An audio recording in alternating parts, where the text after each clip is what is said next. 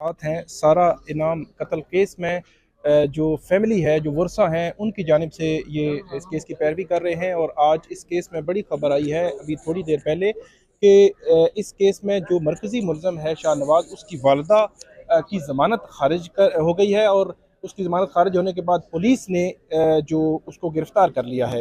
राव अब्दुल रहीम इन्होंने आर्गूमेंट्स दिए। राव साहब, हमें बताइएगा कि किस वजह से ये गिरफ़्तारी अमल में लाई गई है। तकरीबन आपने फैमिली के कहने पर उनको तकरीबन मेरा ख्याल में 2 हफ्ते बनते हैं, उनकी अबूरी ज़मानत 2 हफ्ते तक जो है वो जारी रही। अमूमी तौर पर इस तरह नहीं होता। तो कौन से एक मजबूत आर्गूमेंट्स थे जिसकी वजह से समीना शाह की गिरफ्तारी जो है वो ज़रूरी थी? देखें, इस केस के अंदर जितना भी हमने टाइम दिया उसके अंदर हर चीज़ में एविडेंस जो थी वो मुल्ज़मों के ख़िलाफ़ मज़ीद ज़्यादा बढ़ती चली गई। हमारी कोशिश ये थी कि कोई बेगुनाह ना जाए अंदर, अगर वो इन्वॉल्व नहीं है तो ना जाए। अब देखिए, उसी घर में बहुत सी एविडेंस ऐसी थी जो उसको कनेक्ट कर रही हैं। जो पोस्टमार्टम रिपोर्ट है वो उनको कनेक्ट करती है। उनके घर में सीसीटीवी लगा हुआ है, वो बंद हुआ है, उसकी फ्रांजिक चल रही है, क्यों बंद करवाया गया, किसी चीज़ की इनके पास जवाब नहीं है, किसी बात का जवाब नहीं है। तो फिर ज़ाहिर बात है, कोर्ट ने तो कानून के मुताबिक फ़ैसला करना है। जब शवाहिद इनके ख़िलाफ़ हैं तो फिर किसके हाथ पे जाकर लहू वो तलाश करें। तो जहाँ तक आप देख सकते हैं कि उनके बच्ची की फैमिली थी, उन्होंने तो फुल कोऑपरेट किया और जितना कोशिश हो सकती थी उन्होंने कोशिश की कि अगर कोई बेगुनाह बच सकता है तो बच जाए। लेकिन अगर कोई बेगुनाह हो ना, तो फिर उसके मुताबिक तो कानून के मुताबिक ही उसके लिए चलना पड़ता है। और वही कुछ हुआ और आज उनकी बेल जो थी वो खारिज हो गई। अच्छा, एक चीज़ बताइएगा कि आपने वो पोस्टमार्टम रिपोर्ट के हवाले से बताया, वो बड़ी एक नई चीज़ सामने आई है जो इससे पहले खासतौर पर मीडिया में तो नहीं थी। जो अनऑथेंटिक सोर्सेज से कुछ चीज़ें चल रही थी, लेकिन आज आपने बात की तो जो पोस्टमार्टम रिपोर्ट है उसमें जो टाइम लिखा गया है वो टाइम और वो टाइम जो इससे पहले बताया गया था वो आपस में ज़ाहिर मैच नहीं कर रहा। तो उसके हवाले से थोड़ा सा जी बताइएगा। बिल्कुल ऐसा नहीं है, जैसे इन्होंने कहा था वो बातें दुरुस्त नहीं है। इसीलिए ही उस सारी चीज़ में टाइम भी दिया गया और उस सारी चीज़ को डीपली ऑब्जर्व भी किया गया। जब पोस्टमार्टम रिपोर्ट आई तो डॉक्टर का ना इनसे कोई कंसर्न है ना हमसे कोई कंसर्न है। तो डॉक्टर ने जो एविडेंस दी उसके मुताबिक ये फुली कनेक्ट होते हैं। और वो डॉक्टर्स का एग्जैक्टली बताइएगा थोड़ा सा, जो आपने यहाँ पे बयान भी किया कि जो राव साहब ने बयान किया, मैं भी आपको बता देता हूँ कि जो पोस्टमार्टम रिपोर्ट है उसमें डेथ और जो पोस्टमार्टम है उसका जो टाइम है वो लिखा जाता है। तो जो पोस्टमार्टम हुआ है जिस रोज़ 23 सितंबर को ये हुआ था, कत्ल हुआ था, उस 1 बजे जो है वो पोस्टमार्टम हुआ। तो उस पर टाइम लिखा गया है कि 12 से 24 घंटे पहले ये जो है वो डेथ हुई है। तो इट मीन कि रात 1 बजे या उससे पिछले दिन जो है वो, अगर मिनिमम करें तो रात 1 बजे और मैक्सिमम करें तो पिछले जो है वो दिन। तो इससे बज़ाहिर ये लगता है कि अगर रात 1 बजे हुई है, रात 1 बजे खाने के हवाले से बताएगा कि ये क्या बयान में उसने कहा है कि हमने खाना। मुल्ज़म की एक का ये बयान था कि ये रात को पहुंचे हैं और हमने इकट्ठा मेरी वालदा के साथ इन्होंने खाना खाया है। ठीक है। और फिर उसके बाद ये तकरार शुरू हुई और फिर बाद में ये सारे मामलात हुए।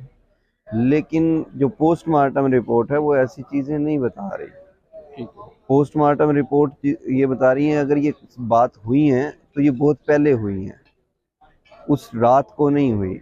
वो टाइमिंग गलत बताई जा रही है, क्योंकि पोस्टमार्टम रिपोर्ट के मुताबिक ये वक़ूआ जो है बहुत पहले हो चुका था और ये पुलिस को रिपोर्ट जो किया गया वो लेट किया गया और उसकी टाइमिंग लेट बना दी गई। लेकिन ज़ाहिर बात है, डॉक्टर ने डेड बॉडी की पोजीशन देखकर नेचुरली तौर पे जो उसमें तब्दीलियां आ जाती हैं उस सारी चीज़ को देख के फिर अपनी एक राय देनी होती है। और उसकी राय बहुत ज़्यादा अहमियत रखती है, न सिर्फ बेल स्टेज पे बल्कि ट्रायल पे भी। ठीक है। और इसमें एक और नाज़रीन बात जो जज साहब ने भी की कि रात का जो है वो बताया जा रहा है कि रात को वो लड़की वहाँ पे आई और उसके बाद उसने डिनर किया फैमिली के साथ। वहाँ पे फैमिली मुराद ये है कि ये समीना शाह वहाँ पे थी और जिनका जो बच्चा है वहाँ पे था। तो उसका जो आना था उसके पीछे भी एक वजह थी, जिसके वजह के हवाले से अदालत को भी बताया गया और जो रिकॉर्ड है पुलिस का उस पर भी मौजूद है कि जो व्हाट्सएप पे शाहनवाज ने जो खातून है सारा है उनको जो है वो तलाक भेजी थी। तो इस वजह से अचानक वो वहाँ पे आई और अचानक वहाँ पे जो उनका डिनर का मामला था और उसके बाद जज साहब ने ये सवाल उठाया कि इस इतने इशू के बाद वो जो डिनर है या वो सिटिंग है या मुलाकात है वो इस तरह नहीं होगी कि आप ये कहें कि बिल्कुल एक ठीक तरीके से जो है वो नॉर्मल तरीके से जो है वो हुई है। तो आखिरी बात ये बताइएगा कि अब इस केस में आपको क्या लगता है कि जिन जो डॉट्स को मिलाने की कोशिश की जा रही है कि आपने एक और बात की कि 109 में भी देखना है और हो सकता है 302 में भी इसका किरदार जो है वो समीना शाह का देखना पड़े। जी ज़ाहिर तो बात है, हम तो वहाँ मौजूद नहीं थे। इनकी और तफ्तीशी जो अफसर हैं उन्होंने इन्वेस्टिगेशन से सारी चीज़ें सॉर्ट आउट करनी है। उन्होंने ज़ुबानी बातों से कुछ चीज़ें नहीं करनी जब कोई बंदा आई विटनेस नहीं बन रहा। तो ज़ाहिरी बात है वहाँ के सर्कमस्टेंसेस, वहाँ के हालात और इनकी स्टेटमेंट्स, इनकी इन्वेस्टिगेशन जो इन्होंने बात की है, जो बकिया फॉरेंसिक चल रही है, उसकी रोशनी के अंदर ये पता चलेगा कि आया ये 109 के अक्यूज़ड हैं या 109 के साथ 302 के भी मुल्ज़म हैं। ठीक है, बहुत शुक्रिया राव अब्दुल रहीम जी, साहब जिन्होंने आज इस केस में आर्गू भी किया है और इसी वजह से जो ज़मानत है वो खारिज हुई है समीना शाह की। समीना शाह तकरीबन 2 हफ्ते तक इस केस में जो है वो अबूरी ज़मानत पे रही हैं। 7 तारीख को आखिरी समाअत हुई थी और उसके बाद क्योंकि जज साहब जो है वो इस केस में जो जज साहब हैं वो मौजूद नहीं थे। बहुत शुक्रिया राव साहब आपका। तो इस वजह से फिर केस जो है वो मुलतवी हुआ और आज ज़मानत खारिज हुई और मुलजमा की जो है वो यहाँ से गिरफ्तारी भी हो गई है। बहुत शुक्रिया।